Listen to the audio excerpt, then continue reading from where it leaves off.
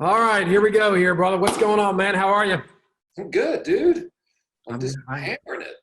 yeah, I love it. I mean, and literally it's funny. Everybody that all the experts, we're all kind of in that same boat where it's like, dude, this is the time, right? We got to go right now. I'm busier than I've ever been.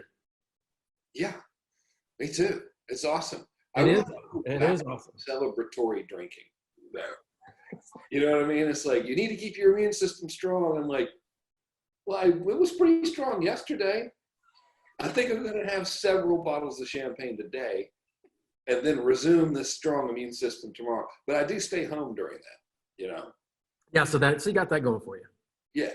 I mean, I have people come over that I don't know, and I just lick my hand, they lick theirs, and But other than that, Yeah. I mean, that sounds like you're playing it relatively safe. I mean, I love where your head's at. yeah, relatively, they seem clean. All right, guys. Well, as you're coming on, do me a favor. So, dude, I got a little bit of a delay. So, as everybody's coming on, do me a favor and make sure that you go into the comment section and let us know you're here. Let us know where you're coming in from. I have got the one and only, the infamous Frank Kern on here, and we are going to spend the next 45 minutes or so just kind of chatting a little bit about some of the opportunities that are out there, why the hell we're so damn busy. And what maybe give you guys some ideas on some stuff that you should potentially be trying to work on, because he is the king of online marketing, period, brother. I'm glad you're here. Me too. That must be true. You just said it on the internet, so Yeah. it's now forever 100%. in truthiness. So, dude, for people that don't, I mean, I know you're gonna hate this part, but I just want to do it because there's not many people. There will be some people out there, believe it or not, as famous as you are, there will be some people that don't know who the hell Frank Kern is. And so, would you mind giving like a 1 minute kind of synopsis, kind of who you are, what you do, kind of all that kind of good stuff? Yeah. So I usually, most of my work comes as being stunt double for Bradley Cooper. Fucking knew that you were going to do this. The moment it came out of my fucking mouth, I was like, he's going to take this right down the rabbit hole. But go ahead. Yeah, I mean, so the time when he's got to take it like an American Sniper, when he deadlifted all that weight and everything, they're like, dude, Frank, can you come in and deadlift that weight? And I'm like, where's the weight at, bruh? Because it's only like 400 something pounds. So like usually I'm doing that. A lot of times when like a famous male actor will not have pants on, it'll show them from behind, like it's actually me. So I'm an ass double for a lot of Hollywood actors. So you've probably seen me a lot. So a lot of you guys are like, oh yeah, dude. As a matter of fact, exactly. Yeah. So that, and occasionally I write ads for internet stuff. Oh God, I fucking do.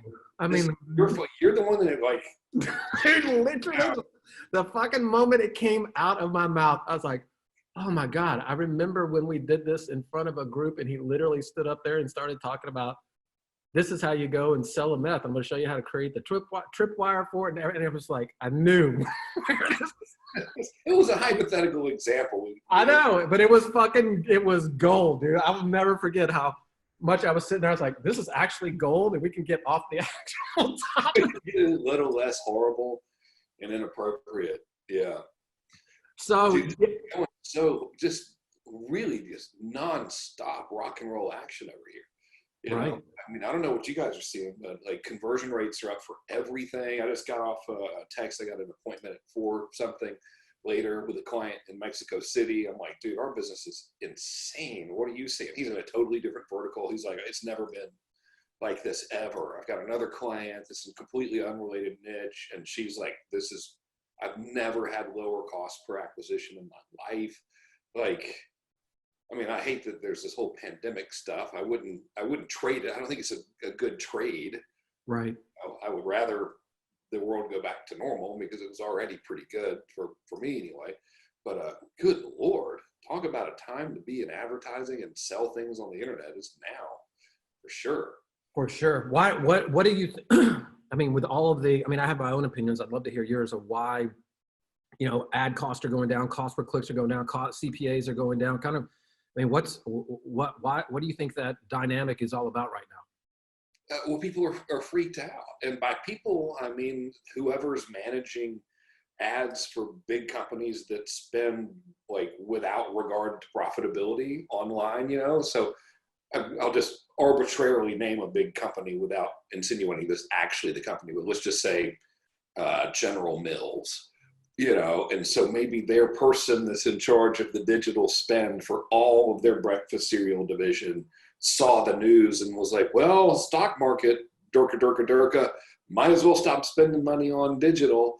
And so I think a ton of giant companies have done that, and I hope they continue to do that. It just means everything's cheaper, you know, because it's all on an auction system anyway. You're buying stuff on the Facebooks or on your YouTubes or whatever. You're ultimately paying per 1,000 impressions, and that pricing is determined by demand, and the demand is lower. And so it's like, okay, you know, off we go. We'll buy it at a discount. This is wonderful. Yeah, there should never, I mean, I just did a session earlier, and I can tell you, I'm telling literally every person that'll listen to me that whatever you do, do not take your foot off the gas right now for that very reason. Yeah, we're getting, I had a campaign, it's still going, and it's $100 offer. And I originally created it and was running ads to people who already knew me, because I use this whole technique where I'll show videos and like retarget people to watch the videos and whatever. And so Hernan, who works in my team, kind of like my right hand in advertising, was like, dude, let's run it to cold, to people who had never heard of me. I was like, okay. So we start running this thing to cold offers, or to cold traffic. It's $100 offer. And we're getting buyers for anywhere between 10 and 30 bucks. Oh my God. $100 offer. But there was no mention of who was selling it. So because I had intended for it to go out to people who already knew me, there was no headline with, dear friend, my name is Frank Kern. I've been selling stuff online since 1903. Like literally nothing. It was like, watch me build a brand and build a list and try to get customers. Here's how it's going to work. Click here to order. Signed, could be Charles Manson for all you know, and it's still selling, dude, like to cold strangers, cold traffic, no name on there, nothing. Yeah, because there's so much, I mean, if you think about it, there's so many people sitting online right now, you know, sitting at home, effectively doing nothing, watching stuff like this and trying to figure out what's next, what's the next pivot, what's the next move. So that kind of stuff. To your point, I mean, there's just never been a better opportunity, certainly that I've seen since I've been in it. And I got into it. I got into this entire space, on the online space, because of you, right? I mean, I took I bought Mass Control, Core Influence, all these things. And so I know since I've been doing it, I guess that was probably 2008, 2009, it's never been like it has in the last few weeks. It's fucking insane. It's the greatest thing ever. But I still, like, to be clear, would prefer to, you know, trade it back in and be like, okay, y'all keep all of these low CPMs and you take the pandemic away. Like, I would rather that be the case, because that totally blows. But hey man, you know, there's a silver lining, and it would be stupid not to take advantage of it, for sure. And it's not just us, you know. So there's a big agency called Mute 6, and their website, I think it's stats.mute6.com/COVID-19 for anyone who wants to dork out. They publish like weekly updates across all verticals, showing conversion rates across all verticals, cost per ads and everything. And this, like, as a generalization, it's global. I'm going by memory. The one vertical that's hurting still was high-end apparel. That's not looking too good. Right. Like general, like as a whole, all verticals, conversion rates higher, ad spend or ad cost lower. Home goods, skincare. What else was another like random one? Stuff you'd be like, what? You know, so it's not just people buying toilet paper. It's people buying all kinds of stuff, which is great. I found some stats, because you know me, I'm like a stats like dork, you know, Rain Man out and just like sit here and get refreshed and everything. So I was on Statistia, and they were doing stats from Brazil, and like just kind of randomly was checking out Brazil, you know. And their overall e-commerce spending is up 40% year over year, you know, based on what it was this time last year. And that's excluding health-related stuff. So when you pop in the health-related stuff, it's up 120%. Italy, China, same thing. It's great. I mean, I was reading some stat where internet traffic in general is now up 30% over its highest highs just in the last month. Yeah, everybody in my house is online right now. By the way, Natalia's online in her office doing something. My daughter's watching her iPads with the Beats by Dre, and my son's on his iPad with Beats by Dre. Everybody's in their own little. Right. Now we try not to talk to our children, so we encourage that. We're like, hey, you guys just sit there, and you watch this, programming stuff that we've put in front of you. Mainly have them watch like Charles Bukowski reading poetry, Fear and Loathing in Las Vegas, things like that to kind of prepare them, for later life. Mad Men, the entire series, things like that, Just throw like a pork chop at them every once in a while. They need a little food, a little water. Yeah. I figure out, and like get your own cigarettes, you know what I mean? Like just keeping them toughen them up. Yeah. All right. I'm gonna try to keep this. I'm gonna attempt, right? But I knew what was gonna happen. I'm gonna deliberately mess you up. Exactly. I'll tell you why. It goes back to Mexico, and so I'm ashamed to tell everybody this, but it's going to come clean with it. Kent, Jason Medley, and I, we go to Mexico a couple of years ago. We're having a great time. I wake up, it's about 11 in the morning, I start drinking beer because it's a dude's trip in Mexico. Now, I'm a relatively well-fed man, a svelte, thin, physically fit, 250 pounds, 6'2". Start drinking cold beers. Come like 11:30, 12 at night, I was on beer number 20. Totally fine, by the way, because I started at 11 o'clock in the morning. And I'm like, I'm a little bit tired. I'm going to go to bed. Wasn't too liquored up. I was just a little tired and was going to go to bed. Nobody stepped in and said, Frank, you're 4 beers away from a full case. You got this, right? It's literally one of the greatest regrets of my life. And you could have stepped in as a friend and been like, dude, just stay up and just shotgun these 4 beers real quick and let's get it over. You didn't. Neither you nor Medley did it. And that's it's been a serious rift in our relationship ever since. Seriously? It's a really big issue. So you're not going to get much good from me. I'm going to deliberately give bad advice. Yeah, that was, first off, it's a true story. And second, we've probably had this very conversation, I don't know, a dozen times. Like, what the fuck, dude? What is wrong with you? So close. So close. Like, my son's going to find out about it. He's going to be like, I thought I knew you. You're no father of mine. Is going to live on in infamy forever. So Frank, people that are trying, they're kind of sitting on the sidelines. A lot of people have thought about it. I know you run into these people all the time. They've thought about going online, whether an existing business or, some piece of knowledge they've got, whatever the case may be. Like it's almost like people that are talking about, oh, one of these days I'm going to write a book. It's like, well, one of these days I'm going to go online.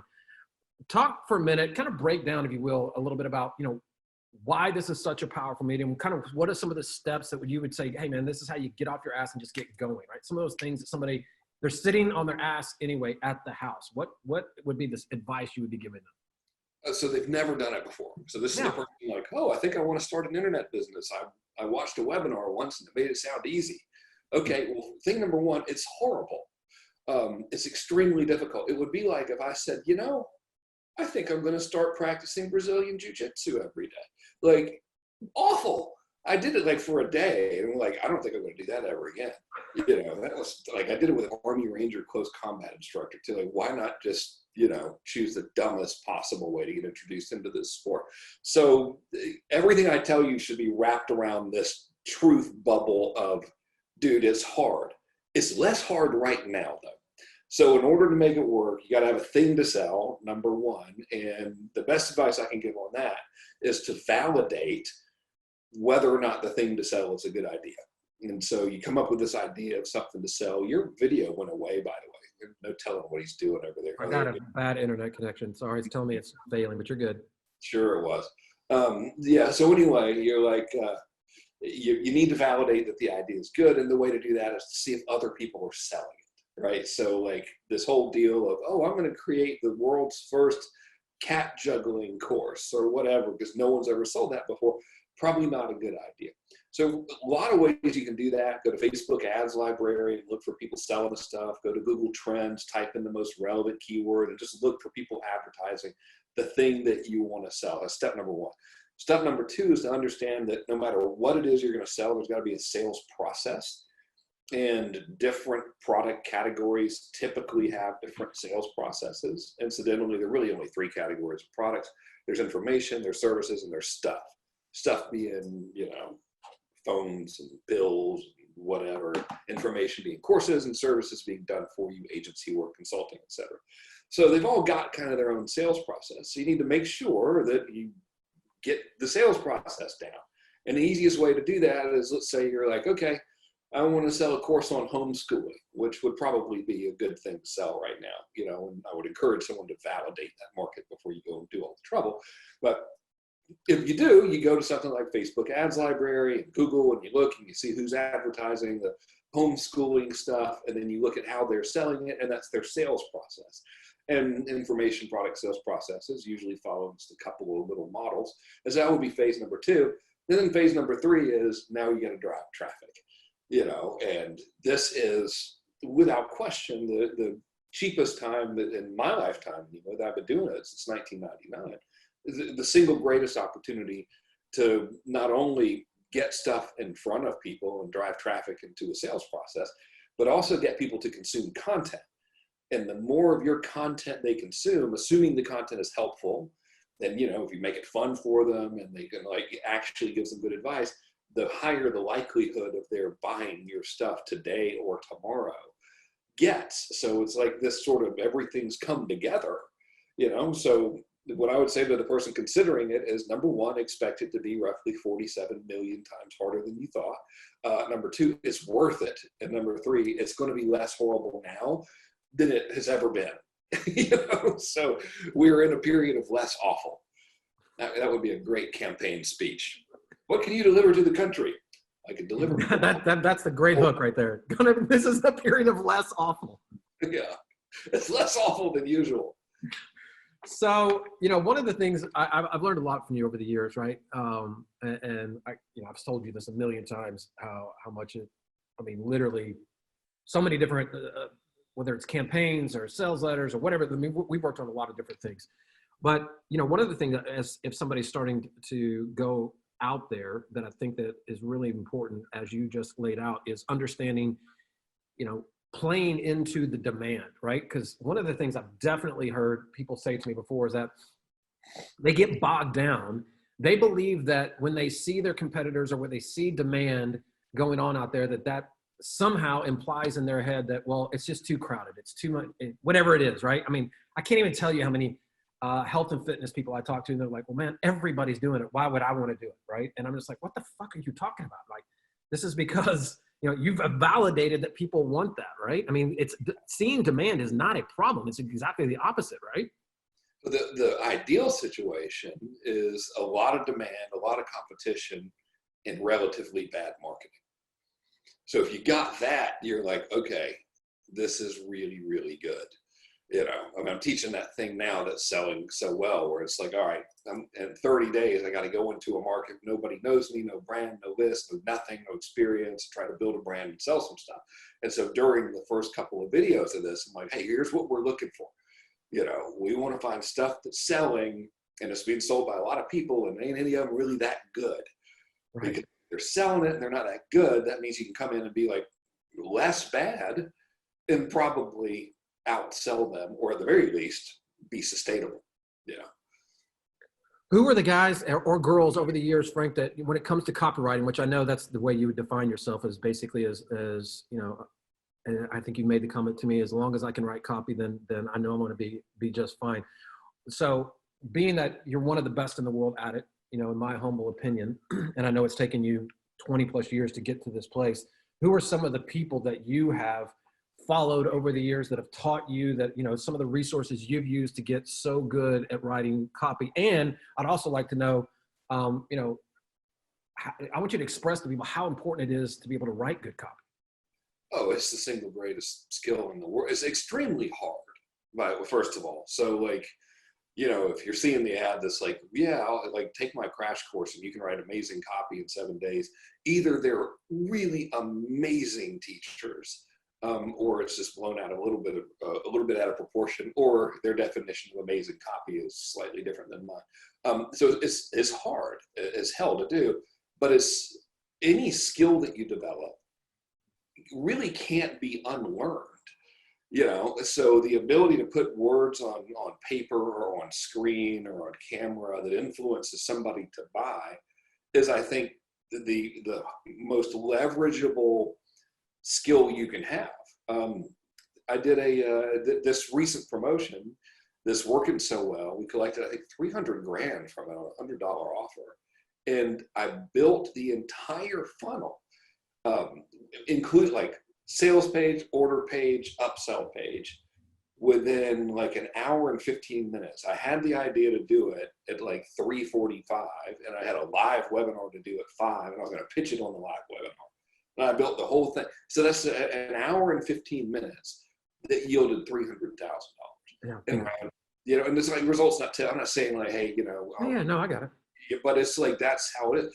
And so the way to get good at it is I wish there was a shortcut, is you just have to write a lot of freaking copy and don't overthink it.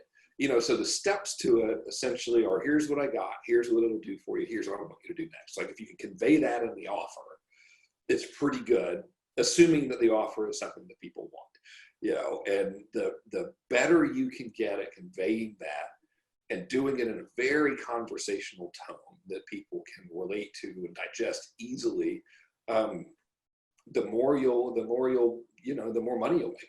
And I was having this conversation with someone the other day, and I forgot who it was. I would put pig-headed perseverance over skill and talent any day when it comes to copy. Any day. I'm not that good of a copywriter. I just keep cranking stuff out. Like so many of my customers are like, yeah, dude, I'm running this webinar and I'm getting like a 43% opt-in rate and 10% conversions. I'm like, why are you hiring me? I'm getting to like 3% conversions, because mine just doesn't convert as well. But it's just, I just keep doing it, keep on cranking it out. And that's the trick, Who did you study coming up? Because I know, and by the way, I know this to be a fact too, that I know you still study today. Oh, I know you still today, one of the best in the world, and you're still, we talk about it all the time. I know.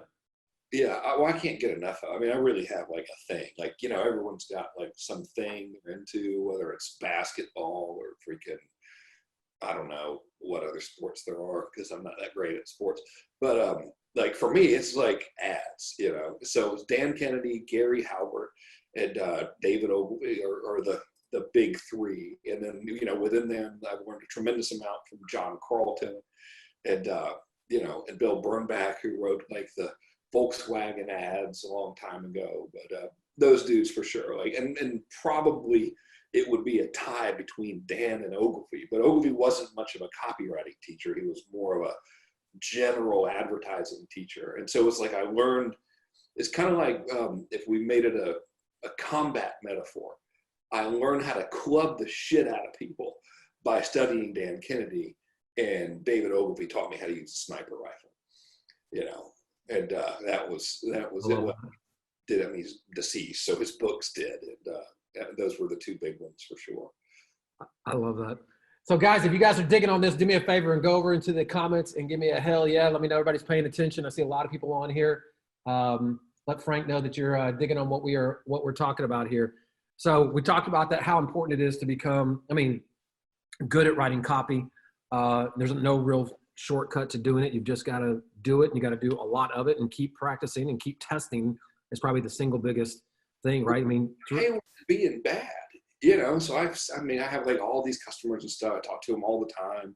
We have this thing called the network. So every day there's a live video in the network, and I do them on Mondays. And, so much is like, hey, I wrote this Facebook ad. Will you critique it? And I'm like, yeah, sure, man. But why don't you write 15 of them? So the thing that messes us all up is we'll try to get like that one thing perfectly done. And like, well, don't bother with that. Just like get something that's somewhat workable, throw it out there and see what happens. And that wouldn't be good advice 10 years ago.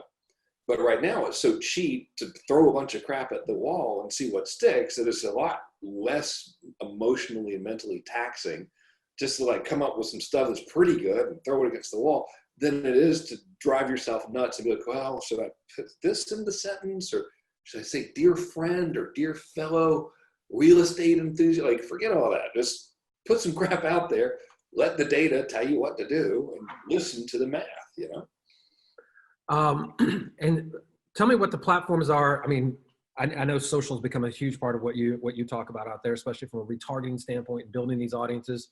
Talk a little bit about how important Facebook and Google are to this whole process.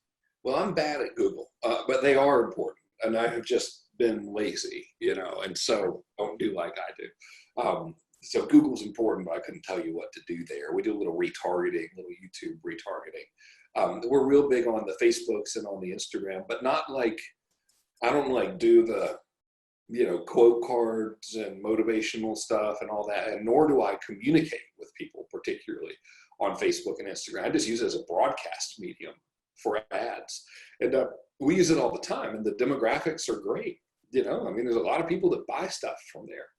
So our big kind of circular thing, I guess, would be Facebook, Instagram, and then podcasts, and just try to push out. I've been pretty lazy by the podcast lately. We just try to push out as much as we can there. And the thing that you got to consider is that this little guy right here, this is the television. This has replaced TV for a significant amount of the Earth's population, if not a primary device to consume information on. At least it's like neck and neck competitor. Yeah. It's like TV is the wife and this thing is the mistress, and this one's getting a little more attention than TV, but TV's still there, and it's the old standby thing. That's a terrible analogy. I was about to say. Good Lord, why don't I just wish only we could edit that out, I don't condone that kind of thing, but I think about it, really, that's kind of the way it is. I mean, it's a good analogy, just, It's just horribly inappropriate. But whatever. Hey, let's even the score. The TV's the middle-aged, ugly husband like me, and this is the good-looking personal trainer dude. So there we go. So now it's even. So the cool thing is, if you think about the biggest brands in history were built on the backs of traditional media, specifically TV. Nabisco, freaking Budweiser, Coors, like Coca-Cola was primarily television and print with heavy emphasis on TV. Well, a TV spot, still to this day, average TV spot is going to be $90 to $2,500 for one 30-second spot. And the swing in pricing depends on where you are. So if we're in the middle of Mississippi, it's $90, where New York City is $2,500. I got ads running right now, 30-minute videos on Facebook to targeted audiences where I'm getting people to watch 100% of it for about 30 cents. And so it's like, okay, which one would you rather have? Because the ain't no difference between the size of screen in terms of the impact the message has. So now we've got just this ability to constantly be indoctrinating people, which I don't mean in a nefarious word, but influencing people and helping them, showing them cool stuff. I don't know if we'll ever have it again. It's ridiculous. Yeah, no, you said something I think is really important there. And again, I don't want it to sound like it's a bad thing, but basically I think it's important, right? Because I see a lot of people that they get into the game and they're basically just going for the kill, right? They basically, hey, I'm running an ad, buy my shit. And what you just said, I just don't want it to be lost on people, that you're literally running ads to an audience that with good, valuable content in length of 30 minutes or so to basically help them break down objections, to build rapport with them, to kind of get them into your world, right? Yeah. Yeah, I do that. So we'll run so that we got cold and then middle, or cold and warm or whatever. So I intersperse it, top, cold, same thing. People who don't know you, middle, warm, people who have watched your stuff. And so to the cold budget, we'll spend 90% will be videos. And then I'm always testing little audiences to see if I can be all right, go ahead and buy something just to see, because sometimes it works, But the middle audiences will then also continue showing them content and also couple that with just simultaneous, just saturation of content that's just, hey, here's some cool stuff, and then offers of, hey, go buy something. And it works great, if you think about the linear progression of how a sale used to be made on the internet, and still is in many ways, it's somebody sees an ad and opts in. All right. So if we just take that little chunk, well, let's just take the whole thing. Someone sees an ad, opts in, then watches the requisite 3 videos or something, and then they buy the thing. And then we start doing math. And we realize that the 3 videos are the magic, right? Like if they watch the 3 videos, they're going to like you, and they're probably going to buy the thing. So let's just say we're paying $1 a click, and we get a 50% opt-in rate, right? So that means we're $2 just to get somebody to opt in. And let's now say that 50% of those people watch the first video, which would be an enormous percentage, by the way. Like it's way inflated. So now we're at what, $8 to get someone to watch the first video. And then 50% watch the second video. So now it's $16 to get an individual to watch both videos. And then it's 50% to watch the third. So now it's $32 to get someone to watch all 3 videos. By that time, they're well indoctrinated. And if each video is 5 minutes, it means they spent 15 minutes with you. So that's the old way. It works, still works to this very day. But the method I'm describing, you could just as easily get someone to watch a 30-minute video. Well, it just as easily being a relative term. But you can get someone to watch a 30-minute video for 30 cents. You know, so what would you rather pay? Right. And the way Facebook, Instagram, YouTube, like all networks as a generalization are set up, you can just say, show other stuff to people that watch that 30-minute video. Then there's no technical crap you got to do. You know, it just works. So it's like if TV said, okay, dude, here's what we're going to do. Instead of $90 for a 30-second spot, we're just going to charge you when they watch it, and you can choose exactly who you want to show it to. And if they watch it, we can start showing them other stuff too. How about that? You know? Exactly. That's what it's like today. Yeah. I mean, it's literally for those that are not using Facebook specifically, which obviously owns Instagram, and understanding that somebody, when they watch your video, effectively, Facebook is creating an audience for you and has identified that person. And now you get to control what they see from you down the line and when they see it, right? And so, I mean, it's just anybody that's not doing it is just kind of turning a blind eye to something, a very, very powerful medium that you need to understand. It's how you become a famous person that nobody's ever heard of. It's like earlier, you're like, yeah, dude, you're super famous, but some people don't know you. I'm actually not even remotely famous. It's just that if you watch one of my damn videos, you're done. Like now you're seeing me everywhere, and it gives this illusion that this dude is like the biggest person in the history of this industry. It's not really. I'm just retargeting the hell out of you, you know, and doing more than the other folks are and trying to deliver more value in the process. Yeah, I can't even tell you how many of those conversations I've had. We're like, Jesus Christ, I went to your website one time, watched one video, and now you follow me everywhere. To your point, I'm not everywhere, but I'm just everywhere you are now. Yeah, and sometimes I'll stand outside of your window, and I've got like one of those projectors that you hook up to your phone, you know, and it'll just project me on your wall. And I don't know if you've noticed that because you're usually asleep, but I would try to like just have it in case you wake up. Yeah, it's not creepy at all. Not even a little bit. No. I have noticed it, but I kind of liked it. As do I. I just feel like it's kind of like a bonding moment, and like, you know, as long as there's no eye contact or anything, it's nothing weird about it at all. You know? I don't think SEMA cares for it. No, SEMA definitely does not care for it. I get a weird vibe from her about it. Like she'd prefer I left, but you know, whatever. Hey guys, if you do me a favor, I got about 7 to 10 more minutes here with Frank. If you have questions for Frank Kern, do me a favor. I'm looking over here because all the comments over here, sorry.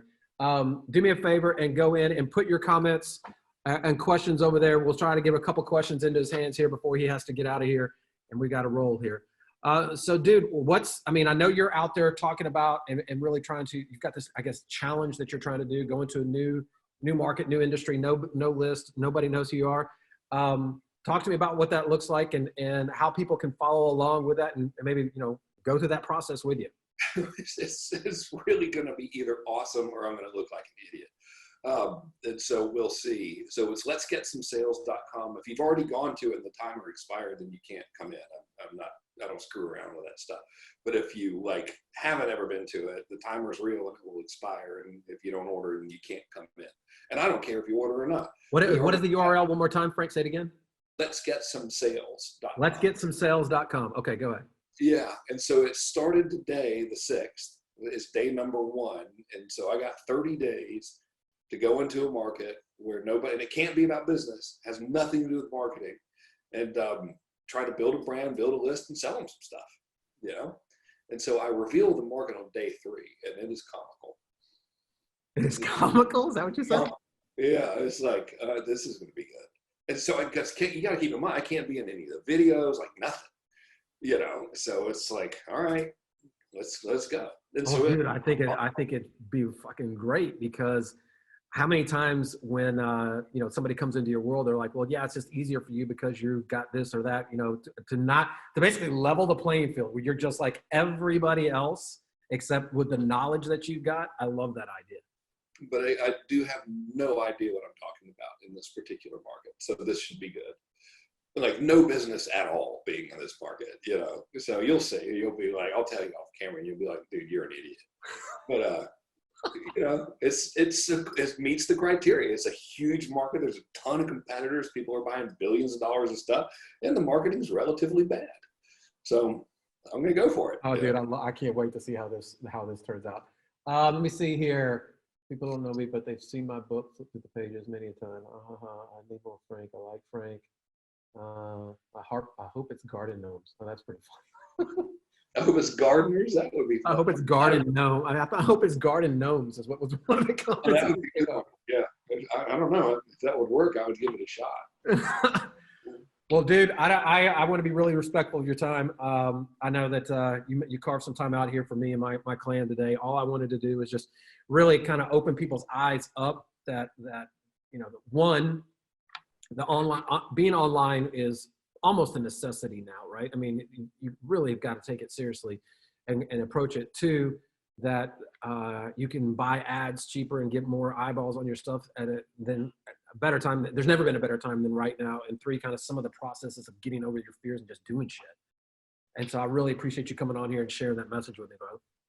Happy to do it in spite of the whole Mexico thing, which I'm still a little, you know, I spoke with Medley last week.